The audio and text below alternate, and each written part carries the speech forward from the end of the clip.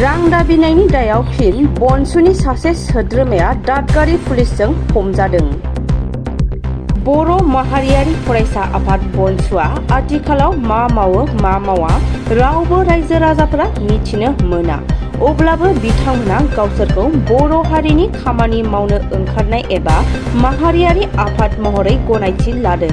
नाथाय साननो गोनां बेसे बर' माहारियारि फरायसा आफादनि सोद्रोमाया माबोरै रां दाबिनायनि दायाव पुलिसजों हमजानो मोनखो? मानोना दादगारि हाथिसार ओनसोलाव मोनाबिलि समाव बनसुनि सोद्रोमाया आयेन बेरेखा रां खांनाय दायाव दादगारि पुलिसा थांनाय मोनाबिलि समाव बनसुनि सोद्रोमाखौ हमनो हायो।